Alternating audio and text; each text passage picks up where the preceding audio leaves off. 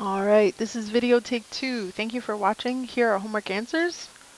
There should have been 2 correct answers because you could have gone more vertical or you could have gone more horizontal. I know those are not correctly placed, but here you're going to add or subtract 5 to the 4 and get that, or add and subtract 5 to the -3 and get that.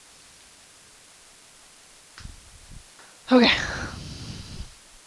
All right, and here we're looking at 5 distance of 5, right? If the major axis is 10, half of that is 5, and then we got 4, 5, and 3 would be our foci distance. All right. We are going to have a warm-up quiz tomorrow, so Wednesday when I get back, you're going to take that warm-up quiz on ellipses, so be ready for that. Tonight's homework is number 8. You got it yesterday. It is on the worksheet that you picked up in class. It's on the back of homework number 7. All right, we are going to start with just graphing a hyperbola. I'm going to show you all the steps, and then we're going to go back and look at all the vocab. So if you'll turn to page 37, it says graph and label the foci of this. Now what I notice first is, hey, it looks a lot like an ellipse formula, but there's a minus sign. That cues me into, hey, this is not ellipse, this is now a hyperbola. Okay, so same kind of dance.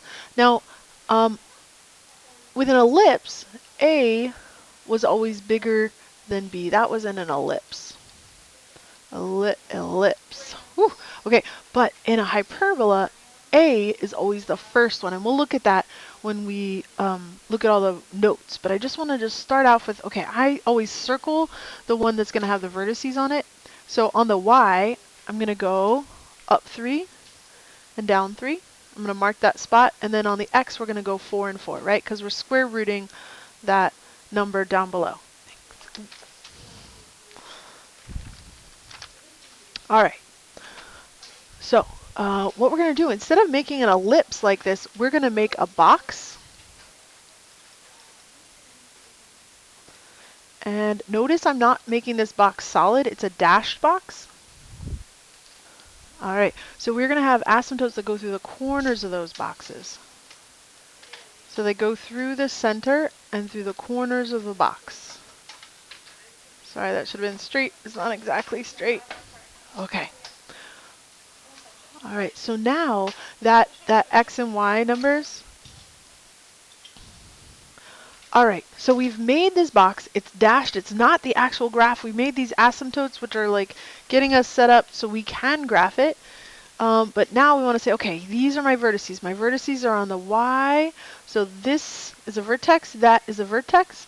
And I'm going to graph one branch of the hyperbola going this way, and the other branch going that way.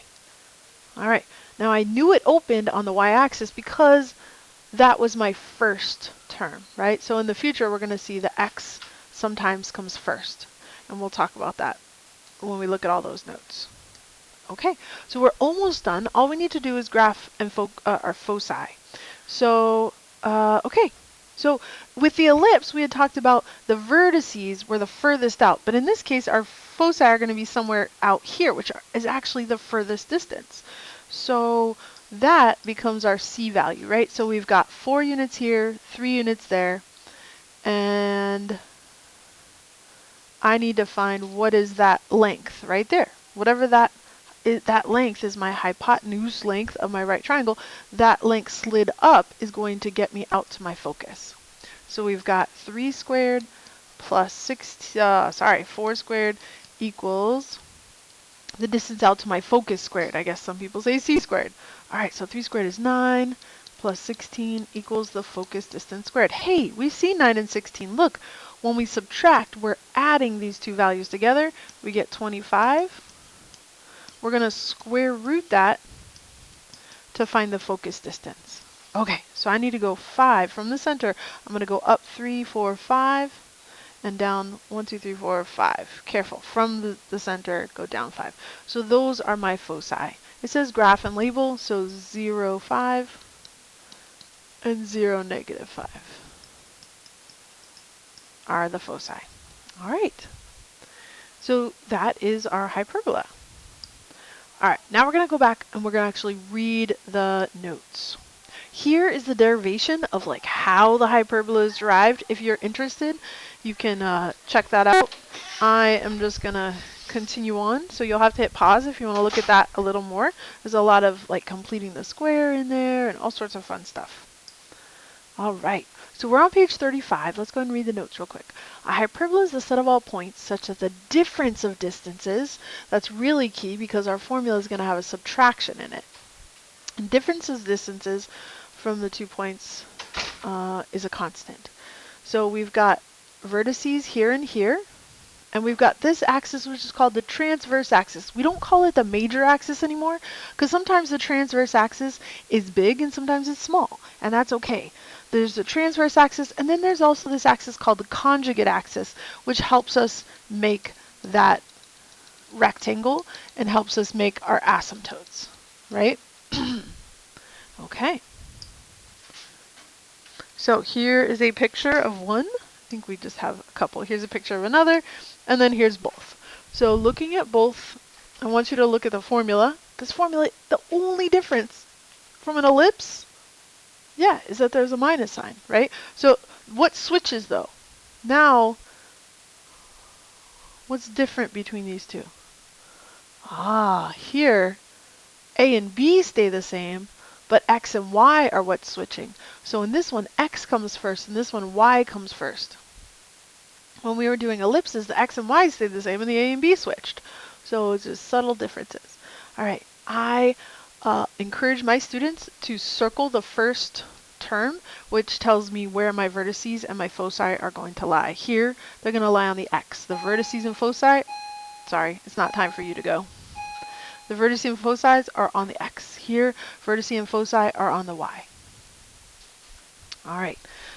Again, here on the X, it's horizontal, vertices and foci. Here, where vertices and foci are going to lie on the Y. Notice the number follows the Y. Okay. This is very similar. We're going to use Pythagorean theorem to help us find the foci. Here, they're saying, what would we get? So take a minute, think about that. What are the vertices? How did I know those were the vertices? It was the first term. All right, let's check that. This is what we would get. All right, if you didn't have time to try it, go back, hit pause. All right, take a minute, try this. What are my vertices?